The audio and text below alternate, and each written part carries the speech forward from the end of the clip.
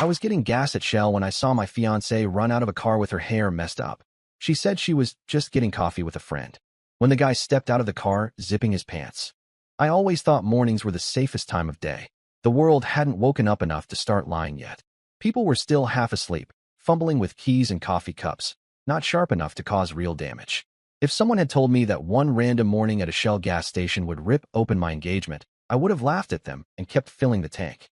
But there I was, at 7:40 in the morning, standing next to pump number 6, watching my fiancée sprint out of the back seat of a gray sedan like she'd just escaped something. Her hair was tangled, sticking out in a way I'd never seen in the 4 years we'd been together. Her shirt looked like she'd put it on in a rush, twisted at the collar, the fabric bunched on one side.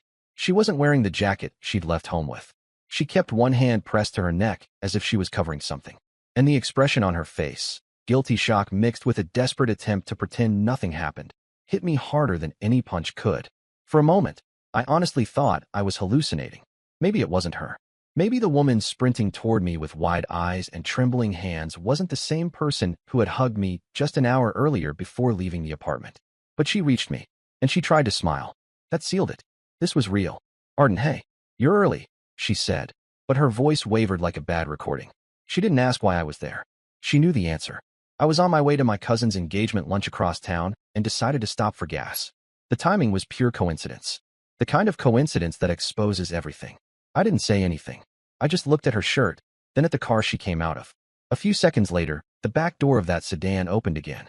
A man stepped out, adjusting his belt and pulling down a wrinkled shirt that definitely hadn't been wrinkled when he put it on that morning. He froze when he saw me staring at him. I recognized him, not by name, but by face. I'd seen him once at Lara's office holiday dinner. He worked in her department. He was the guy she insisted she barely talked to. The one she always said was too annoying, too loud, too full of himself. Funny how women talk down the men they plan to cheat with. He recovered first, raised a casual hand. Morning. I didn't answer. Lara stepped between us like a shield. Arden, relax. I was getting coffee with Nora. He just gave me a ride. My fiancée made the kind of lie that collapses on its own weight within seconds. She didn't realize it yet, but she would. I looked at him again. His shoes were covered in dust, like he'd been walking around somewhere unfinished or dirty. I glanced at the ground behind the car and saw tire tracks leading from the car wash area behind the station, not from the main road. They hadn't just pulled in. They had been parked there, secluded, out of view. I didn't say a single word. Silence makes liars sweat faster. She tried again. Nora spilled coffee on me earlier. I changed in the car. It was just a mess. You're overthinking. That would have been a decent story if she hadn't switched her shirt inside out. If she hadn't left home wearing one jacket and come back without it. If she hadn't been running full speed like she expected me to already know the truth. Before I could respond, the door to the mini-mart swung open and a delivery guy pushed a dolly out. He nodded toward the sedan and said to the guy in a joking tone, "You two are still here? That car was bouncing earlier. Hope you didn't break the alignment." The air stopped. Even the wind seemed to pause. The guy, Jared, I remembered the name now, shot the delivery man a sharp look and muttered something. Lara's face drained of color. She grabbed my arm. "Let's go." That was the wrong thing to say.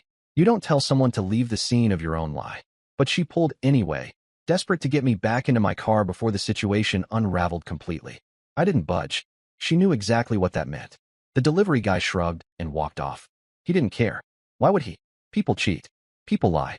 People get caught. That wasn't new. What was new was how quickly a normal day had turned into a slow-motion disaster. Lara looked like she wanted the ground to open up and swallow her. Not from remorse. I didn't see remorse. What I saw was fear. Not fear of losing me, but fear of losing control of a story she thought she could manage. "Let's talk in the car," she said quietly, almost whispering. "Please." I walked past her without answering and paid for gas inside. I needed a moment away from her. The cashier glanced up at me and then at Lara pacing outside.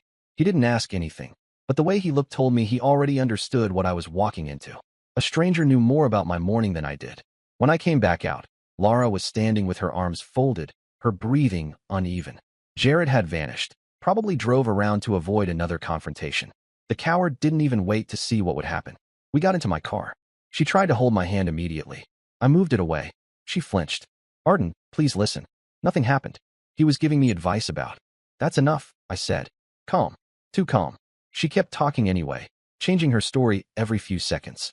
She went from just coffee to work talk, to my jacket ripped, to you wouldn't understand.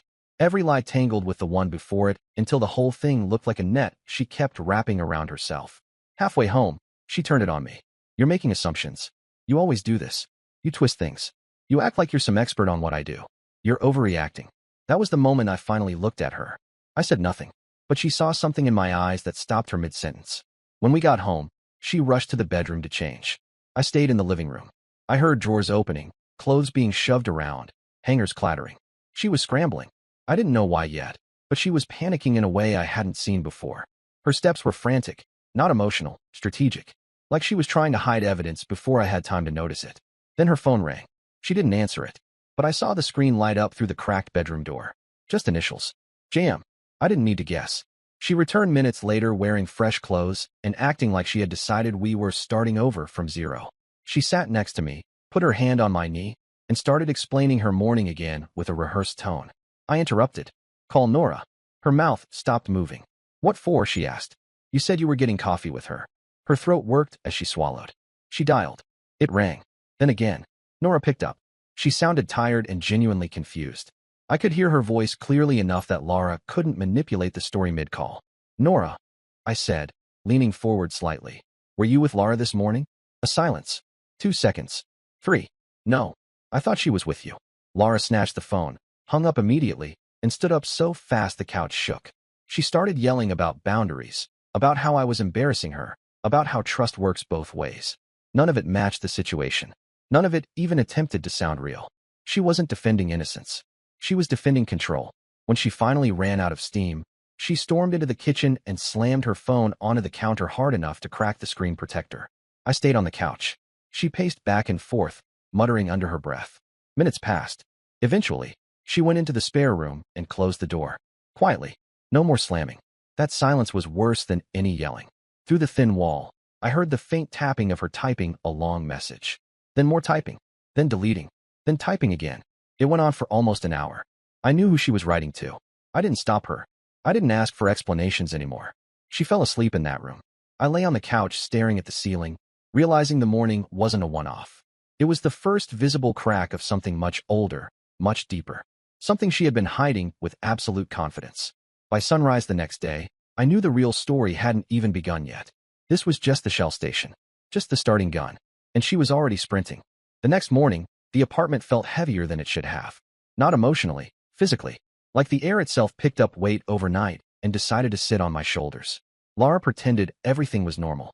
She came out of the spare room wearing neatly ironed clothes, hair done, makeup flawless. Almost too flawless. The kind someone applies to erase traces of panic from the night before. She made coffee for herself. Not for me. That was new. Morning, she said casually, scrolling her cracked phone screen, her voice too bright. I responded, morning. No yelling. No accusations. Just two people pretending the floor under them wasn't cracking like old ice. She grabbed her keys. I have a meeting. Don't wait up. Another new thing. She usually told me exactly what meetings she had, what time she'd be back, what she planned afterward. Now her schedule was foggy. That fog wasn't random. Fog appears when someone wants you lost. The door closed behind her. Silence again. I didn't chase her. I didn't check her location. I didn't start questioning strangers for clues. I just let the clock run. People hiding something choke on their own timelines. By lunchtime, I got an idea. Neutral, calm, simple. If she wanted normalcy, I'd give her normalcy. I drove to her office with lunch, something I'd done a dozen times over the years. A basic kindness. Something that reveals nothing yet reveals everything. The moment I stepped inside, the atmosphere shifted. People went quiet. Heads turned. A receptionist who always greeted me with a laugh looked down fast. That told me more than any clue ever could.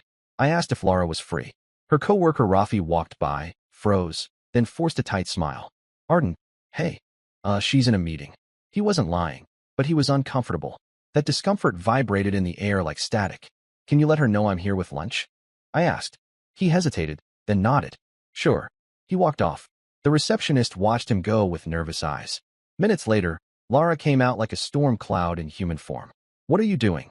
She hissed, pulling me toward the corner. You can't just show up like this. This is my workplace. I brought lunch, I said plainly. Her eyes scanned the room, checking who watched us. She cared about appearances more than the truth. Her smile stretched thin as she spoke through clenched teeth. You're making me look unprofessional. She said nothing about the shell station. Nothing about the lies. Nothing about the inside-out shirt. Her priority was that I showed up unannounced. A woman nearby passed by without looking at us. But she listened. I could tell by the way her head tilted slightly. Laura noticed too and dragged me into a small conference room. "You're suffocating me," she snapped. "Showing up here is controlling. Invasive." The words were so out of place I almost laughed. "I brought sandwiches," I repeated. "That's all." She started pacing. "People here talk," she said. "They twist things. You shouldn't be here." I didn't respond. I let her talk herself in circles. Eventually, she grabbed her bag. "I'm taking early lunch," she announced, walking out before I could answer. We sat in my car, eating quietly. She kept checking her phone. Every minute. Sometimes every 30 seconds. She wasn't waiting for a work message. She was waiting for a specific one. From a specific person. Then a new thing happened. Her phone buzzed, and she panicked. Not subtly.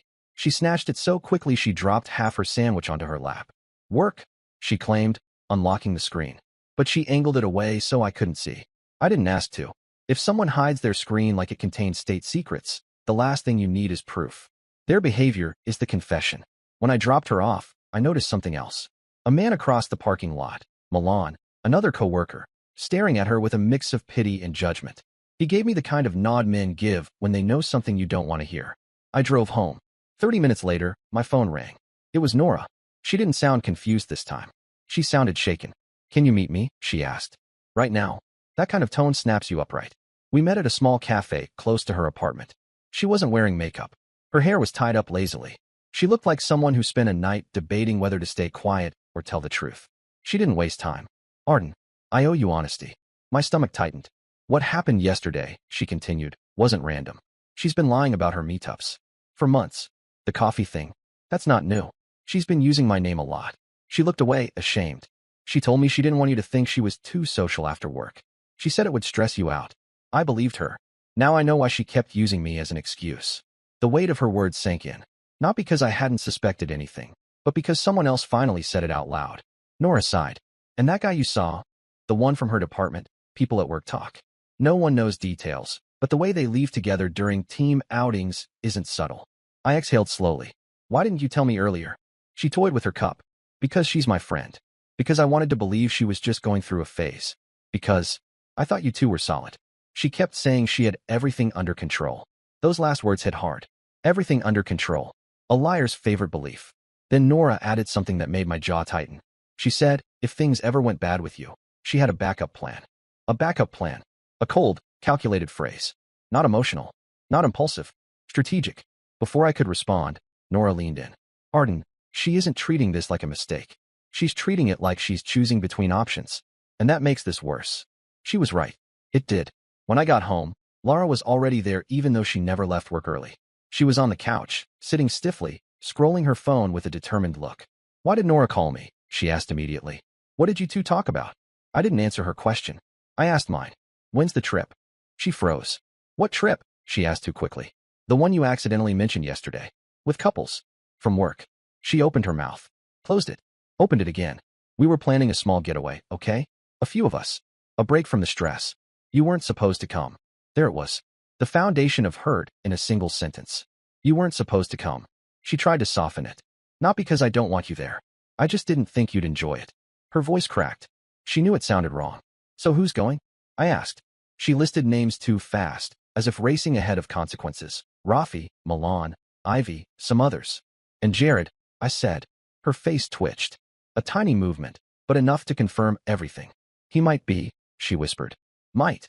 People only whisper the word, might, when they know it's a lie but hope the softness hides it. She rubbed her forehead. "Arden, can we not do this tonight? Everything feels hostile. And you're making it worse. You keep pushing. You're interrogating me." "I asked about a trip," I said. "That's not interrogation." She stood up sharply. "Fine. Come. If you want to come, come. But don't blame me when you feel out of place." Translation, she didn't want me there. Not because it was a work bonding experience. Not because of chemistry. But because my presence threatened her other life. I nodded calmly. "I'm coming." She stared as if she didn't expect me to say it so quickly. "No arguments?" she asked. "No." Something inside her flickered. Panic? Frustration? Fear of exposure? She didn't say it. She didn't have to. The trip wasn't a harmless weekend. It was the stage where her double life lived comfortably, where she thought she held all the cards. By asserting that I was coming, I didn't flip the table. I simply sat at it. Part 2 ended with Laura pacing around the living room, typing aggressively, deleting, rewriting, typing again, all while pretending none of it mattered. But something changed in that moment. She wasn't just worried about getting caught. She was preparing for a weekend she no longer controlled. The weekend arrived with the kind of heaviness you feel before a storm. The sky wasn't dark, but the air had that strange pressure that warns you something is about to snap. Lara packed with mechanical precision, as though she was preparing for a trip she had trained for. I watched her from the doorway. She folded everything neatly except one shirt, the same shirt she wore at the Shell station. That one she shoved into the bottom of her bag without looking at it.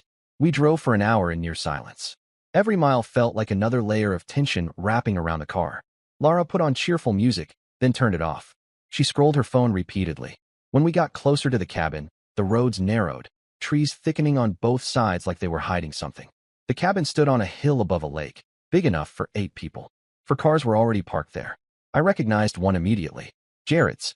Lara saw me looking at it and tried to act unfazed. He's part of the team. Of course he's here. Her tone didn't match the words. We walked inside. Laughter, music, warmth, the kind of atmosphere meant to disguise tension. Rafi greeted me first, too warmly, like he was compensating for something. Milan waved from the kitchen. 2 other coworkers nodded politely. Then a tall woman with sharp eyes and dark hair tied in a braid stepped toward me. "I'm Ivy," she said. "Jared's girlfriend." She extended her hand with a steady grip and a calmness that didn't match her eyes. There was something behind them. Alertness, suspicion, calculation. The way she looked at Lara wasn't friendly. Not hostile. Something else. Something colder. Lara greeted her with forced enthusiasm. Ivy didn't hug back. From the start, Ivy and I fell into an unspoken alliance. Throughout the first hour, I noticed small things. Lara and Jared kept avoiding eye contact, but also avoiding not making eye contact. Rafi watched them with concern. Milan watched them with guilt. Ivy watched everyone. The first mini-confrontation happened during a group activity. Someone suggested a short walk to the lake. Everyone agreed. The trail was narrow, so we walked in a line. I was behind Lara. Jared was ahead of her. At one point, he slowed down and Lara sped up just enough for them to whisper something. I stepped closer. She stiffened immediately. They separated without turning around. I didn't say a word, but my presence changed the air around us. Ivy noticed. She fell into step beside me. "You saw that," she said quietly. "I did." She nodded once, as if confirming suspicion she already had. We reached the lake. People took pictures, skipped stones, joked. Pretending. Always pretending. That's when the second twist started taking shape. Ivy stood next to me, arms crossed, eyes on Lara and Jared. "She's not the first," she murmured. I turned to her. "What do you mean?" She didn't look away from them. "Jared has a pattern. He tells me he's loyal, committed, but he gets this look when he finds someone new to chase. He used to hide it well. He doesn't anymore." She finally looked at me. "I saw a message from someone last week." Initials matched hers. She didn't need to say Lara's name. "How sure are you?" I asked. "Sure enough to stop sleeping well," she answered. The wind rippled across the lake. For the first time, I didn't feel like I was unraveling alone. Later, back at the cabin, everyone sat around the living room playing a board game. Laughter was loud, but nervous. People drank wine faster than usual. Lara kept glancing at her phone, waiting for something. Jared kept glancing toward the hallway, as if waiting for a moment to slip away. Mid-game, Lara excused herself to freshen up. Too fast, too eager, too badly acted. She disappeared down the hallway. 5 minutes passed. 8, 10. Ivy sat still, eyes on the hallway. She didn't blink. Finally, I stood up. No dramatic speech. No accusation. Just 3 quiet words. "I'll check something." Rafi's breath hitched. He knew. I walked down the hallway. A laundry room door stood slightly open. Their voices inside were low but sharp. "Why are you panicking?" a man whispered. "Jared." "Because he's watching me," Lara said through clenched teeth. "He's not supposed to be here. You said he never checks anything. He doesn't. That's why he's acting weird now. He saw us yesterday." My hand tightened on the doorknob. Jared lowered his voice further. "We'll talk later. Not now. Not here." "Then when?" Lara hissed. "I can't keep improvising." I stepped back silently, letting the door close on its own weight, making no sound. They never knew I was there. I didn't return to the group immediately. I stayed in the hallway until my heartbeat steadied. Then I walked back in, sat down at the table, and resumed playing as if nothing happened. Ivy's eyes followed me. She knew something shifted. 20 minutes later, another blow landed. Milan announced that dinner was almost ready and asked everyone to help with plates. As we gathered around, Lara emerged from the hallway with her hair smoother and her expression prepared. The laundry room lay sealed behind her, but tension followed her into the kitchen. We were all laying out plates when the second twist detonated fully. Rafi, who had been strangely quiet all day, suddenly muttered, "Maybe tonight they won't sneak off again." He said it too loudly. The room froze. Jared's jaw clenched. Lara's eyes widened. Rafi's gaze flicked to me, then away, as if he didn't mean to say it out loud. But once words escape, they don't return. "What did you say?" Ivy asked sharply. Rafi swallowed hard. "Nothing. Forget it." But Ivy wasn't letting him off. "No. Say it again." Rafi exhaled and rubbed his forehead. "There were rumors about them during the last work retreat. People saw them slip away. That's all." Silence. Absolute. Crushing. Exposing. Lara's voice broke through first. "That's ridiculous," she snapped, stepping forward. "You don't know what you're talking about." But her reaction wasn't indignation. It was panic layered with fury. Panic always speaks louder than words. Jared tried to deflect. "People gossip. Doesn't mean anything." But Ivy stepped closer. "Did you cheat on me?" she asked him plainly. "I won't repeat myself." He didn't answer. That was answer enough. Then the moment that cracked everything wide open arrived. The third twist, harsher than the others because it wasn't hearsay or theory. In the middle of this heated tension, Jared shouted, "It didn't mean anything, all right?" She came onto me. Everyone froze. Everyone. Lara turned white. Ivy's expression turned into stone. Rafi looked like he regretted breathing. Milan sank into his chair. I stood motionless, but every muscle in my body tightened. Jared realized what he'd said a second too late. His hand went over his mouth. He looked at Lara with pure regret. But the truth was already out. Lara lunged toward him. "Why would you say that in front of everyone? Are you insane?" Her voice shattered. It wasn't fear of losing Jared. It was fear of losing her narrative. Ivy stepped back, arms crossed tightly, as if she needed them to hold herself together. "So it's true," she said. "You two have been lying to all of us." Jared opened his mouth, but Ivy cut him off. "Don't talk." Lara turned on me next, as if trying to salvage anything she could. "Arden, I swear this isn't how it seems. He's twisting everything." I didn't respond. I didn't flinch. I didn't move. That scared her more than yelling ever could. The kitchen was too small for that kind of truth. People scattered to different corners, avoiding eye contact. Ivy stormed out to the porch. Rafi left to check the grill, where no grill existed. Milan suddenly remembered an urgent phone call. Lara stood in the center of the kitchen looking unmoored, as if the world she built so carefully had cracked open under her feet, and no one was holding the pieces. She turned away from me and hurried out of the cabin into the driveway. The door slammed. And just like that, the double life she crafted dropped out of the sky like a crashing plane. But the night wasn't done. Because outside, the next confrontation waited. And the truth wasn't finished speaking. I stood at the cabin doorway watching Lara disappear into the driveway's darkness. The cold air from outside pushed into the room like it was trying to clear out the tension left behind. Inside, nobody knew where to look. Everyone avoided each other like the truth was contagious.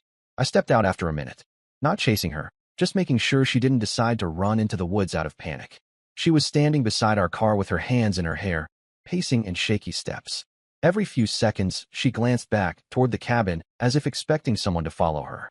"Not me. Jared. Go back inside," she snapped without turning around. "I'm not here to fight," I said. She spun, eyes wild. "Then why are you staring at me like that? Like you're judging me?" "I'm trying to understand," I answered. That word, understand, set her off. She threw her hands out. "There's nothing to understand." Rafi exaggerated. Jared twisted things. "Ivy hates me." You walked in already biased. It was impressive, really, the ability to blame every human on the property except herself. "You admitted nothing," I said, "even with everyone watching." "Because they ambushed me," she shouted. "Everything got blown up. You weren't supposed to hear any of that." That line cut through her anger. She realized what she said too late and covered her mouth. "Not supposed to hear it?" I repeated. She froze. Before she could answer, footsteps approached. Ivy stepped onto the porch. Her face looked calmer than before, but the calm that appears after fire. Controlled, sharp, almost detached. "I want my jacket," Ivy said flatly to Jared, who stood behind her in the doorway. "And the charger I left in your bag." Jared handed it to her. His hands shook. Lara turned toward him with desperate eyes. "Say something. Tell them what really happened." Jared looked between her and Ivy, torn. Then he made the smallest mistake of his night. He shook his head. Lara's shoulders fell. Not because he denied her, because he refused to keep playing the same story. She was losing her partner in the lie. Ivy stepped closer. "Before this trip, I planned to break up with you quietly. I didn't want drama. But tonight you gave me more honesty in 10 seconds than in the last year. So thanks for that clarity." She turned to leave.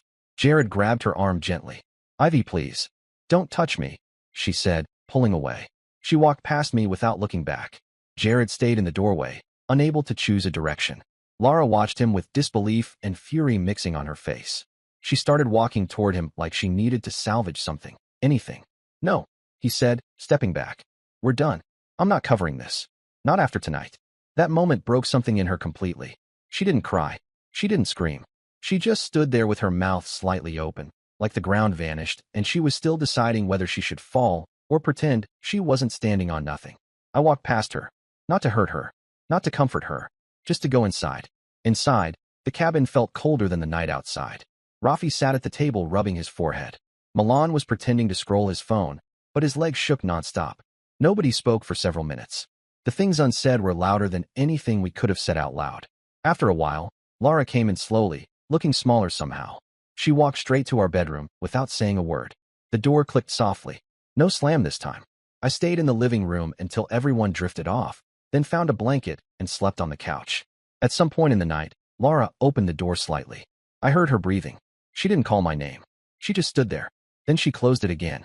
Morning came with stiff limbs and a hollow feeling like the cabin had been drained of oxygen. People avoided each other while packing. Lara stayed in the bedroom until the last moment. When she finally came out, she walked past everyone silently, her eyes red but her face controlled. Always controlled. The drive home felt like a car with no suspension. Every bump hit harder than the last. She didn't speak. Neither did I. At home, she rushed to the spare room again. After a while, I heard the sound of drawers opening, papers rustling. Something felt off. I walked down the hallway and found the room in disarray. Documents scattered. Her laptop open. A printed rental application sitting on the desk. Not for our apartment. For a new one. A one-bedroom. Signed by her. And someone else. Not Jared. Someone I didn't know. A name I'd never seen. A co-worker, probably. Someone she'd lined up as another option. Or maybe someone she never planned to keep but wanted as a fallback. The existence of that signed application hurt more than the Shell station, the laundry room, the whispers, or even Jared's confession. Because cheating is one thing. Planning an exit strategy while living with me? That was a different cruelty. When she walked in and saw me holding the papers, she went still. It's not what you think, she said automatically. That line again. What is it then? I asked. A mistake, she whispered. Mistakes don't require two signatures. Her lips parted, but no lie came out. She was running out of fabrications. Later that week, her parents invited us for dinner. Lara had clearly told them her own version of events because her mother's message included, "We should all talk calmly. There's been a misunderstanding." Perfect. A misunderstanding. I arrived with no intention of yelling or humiliating anyone. I wasn't interested in revenge. People who live double lives destroy themselves without outside help. We sat at the table. Lara's parents welcomed me nervously. Lara sat stiffly, chin raised, as if she could will her way back into control. Her father began. She explained there was confusion about a work outing. I placed the rental application on the table. Her parents stared at it. Then I placed the cabin event details. Then the list of dates she said she spent with Nora. Then the receipt from the boutique hotel I found on our shared card. Not detective work. Just information she left lying around like she never expected me to have eyes. Her mother's face shifted first, soft disappointment sinking into sharper disbelief. Her father's jaw flexed. He'd always seen Lara as someone incapable of deception. Reality didn't care about his beliefs. Lara spoke quickly. He's twisting everything. This is an attack. He's... Her phone lit up. A new message. From Jared. Everyone saw it. Nobody moved. Her father leaned back slowly. I think we're done pretending tonight. She stood up abruptly, knocking her chair back. You're all turning on me. Nobody understands. Her mother spoke gently but firmly. We understand. That's the problem. Lara looked at me as if searching for the version of me she used to manipulate, but he wasn't there anymore. She stormed out, leaving the front door open behind her. I closed it quietly. That was the moment something inside me settled. Not satisfaction. Not relief. Something calmer. Acceptance. The next morning, I packed a few bags and left the apartment. No theatrics. No big speech. She didn't try to stop me.